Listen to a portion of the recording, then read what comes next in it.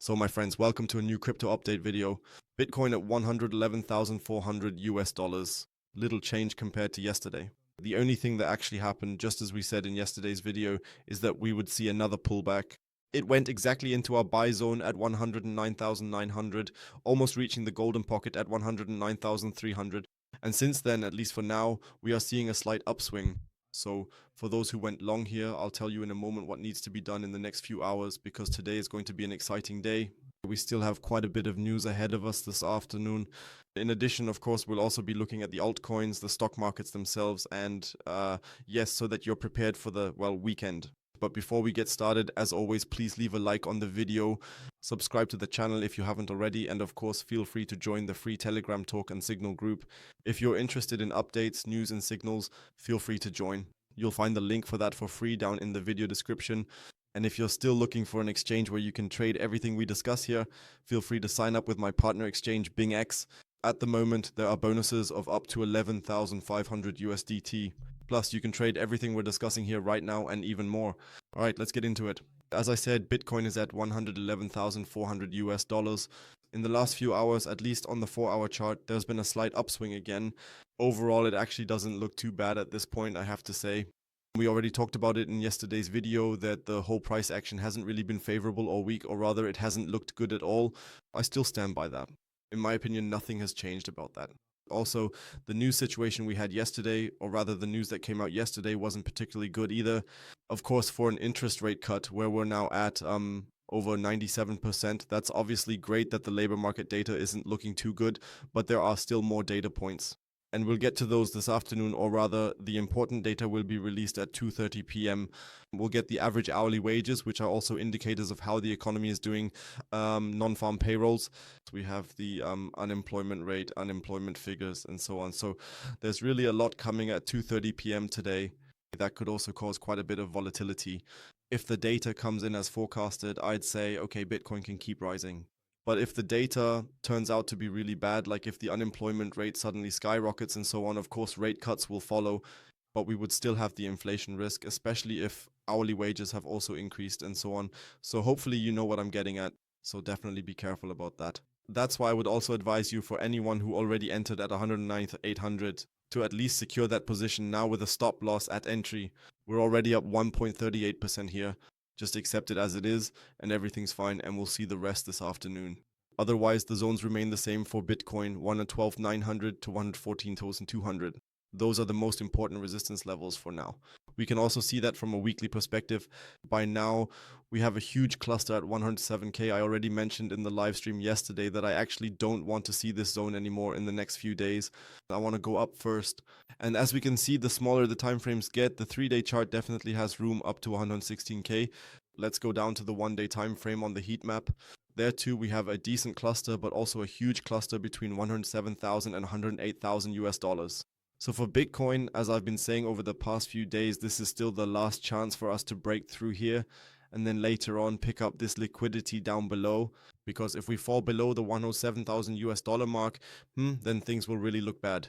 All right, let's move over to Ethereum. What's the situation there? Ethereum is still doing nothing. So Ethereum is still dead, while Bitcoin is at least recovering from its lows, or rather from its higher low, to be more precise, whereas with Ethereum, we still see absolutely nothing. So the analysis remains the same. At least to the upside, resistance is still between 4,630 and 4,780. To the downside, we've once again tested the 200 SMA. That's this purple line for everyone who's new to the channel. It's a positive sign, of course, it's still holding, but we're missing some momentum here. Yesterday, we also took a look at the funding rates for Ethereum, so I'll do that again here now. We can also see that the funding rates are actually mostly negative. That means there are currently more shorters in the market, which would actually suggest that we might first see liquidity being taken to the upside. It's exactly the same situation as with Bitcoin at the moment, but right now, not much is really happening. So there's very little trading volume with Ethereum at the moment. I'm still not in any position here and I'm waiting it out. Solana, basically the same story. We talked about this yesterday, that we closed our trade from our buy zone.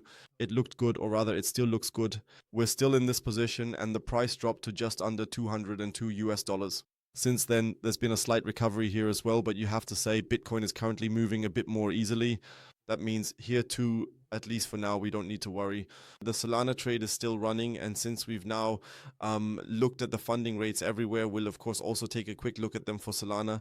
Yesterday they were relatively reasonable, but by now they're clearly much more negative again. So here as well, more shorters. The chance that we'll go up and grab the liquidity at the top is still very, very high, and that's what I'm still hoping for, just to say that here, that we'll at least reach the range of $220 to $230. If we look at all these things on the weekly chart, which we also discussed in detail yesterday during the live stream, so feel free to watch that again. It's all live, just click on the video link. Then we would still have potential everywhere, at least for the big ones like Ethereum, Solana, and possibly even Bitcoin to reach a new all-time high, which could trigger a bearish divergence. But just take a detailed look at yesterday's live stream. Yes, the euro will also be very, very interesting today, in my opinion, because depending on how the dollar reacts to this news today, since a rate cut is actually negative for the dollar. On the other hand, if a crash happens, I believe the dollar will immediately benefit again. That could mean that today will also be a very, very volatile market for the euro US dollar, possibly with a spike to switch these highs up here again, I have to say at this point. That's why I'm going to remove this red box now, or rather, we'll just move it a bit further over. That's simply still the short box. But for me today, I think this zone up here is more important. I can really well imagine that we'll revisit that area over the course of the day, or rather that we'll switch liquidity there again, because we've already been here 1, 2, 3 times. And with this point up here 4 or 5 times, a massive resistance. That means swapping liquidity just as we've actually been doing the whole time in order to, let's say, initiate the downtrend. That's why also USD JPY, same game here for ages now. The range could also swap liquidity again. We still have an inefficiency up here, which I would take a very close look at for a possible short trade. Gold, yes, still very, very stable, continues to hold up here in our sell zone. Let's see if we can get another entry down below, or if we can double the position down here.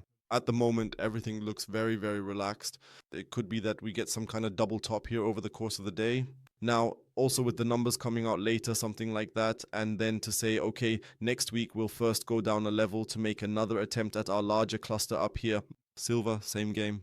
It could also turn into a double top, which could then trigger a bearish divergence here in order to grab the liquidity down here again at around 39.50 to about 39.1. Those are still the data and facts for today. Let's move on to Altcoin. I've also triggered the buy zone again here. As I told you yesterday, this would be a perfect zone from 0.75 down to 0.73. Currently, the buy zone has been triggered. Plus, we've already broken out of this box here. So, Altcoin is moving now as well. Congratulations to everyone who took advantage of that. And apart from that, in the traditional markets, yeah, not much is really happening. Yesterday, I kind of laughed about Nvidia renting out its chips. But if you know a bit more about it, that's why I posted the screenshots in the Telegram group yesterday. It actually makes sense, and in that context, it does make sense. But here too, all the exchanges are relatively bullish. S&P 500 now at the 6,511 mark. We're approaching my target zone of 6,605 points. Dow Jones is heading towards a new all-time high anyway, and Nasdaq, yeah, still has about 3.4% to go. And last but not least, let's take a quick look at Nvidia, because maybe it's worth giving another update there. We're still in the support area and the target zones remain clear. So as you can see right now, if today's data really plays out well for us, we still have, I'd say, 12 to 14 days of upward potential to push the market. And after that, we really should slowly but surely expect a correction around the time of the Fed interest rate decision. That opinion hasn't changed. For now, I'm still feeling positive until then. After that, things will look a bit different. That's it from my side for now. Later, there will be an XRP update, as there is every Friday, as you know. Otherwise, I'd appreciate a like and a subscription. And if you haven't yet taken part in the Pionex promotion, I made a video about it yesterday regarding the trading bot. Just deposit $100 and you'll get $100 in Futures Grid. If you deposit $5,000, you'll get $800 in Futures Grid. That way, you can test the exchange and the bots for free. And if you also complete KYC, you'll get an additional 50 USDT Futures Grid bonus. That's it from me. We'll talk again tomorrow. Until then, ciao ciao. And as always, stay crypto.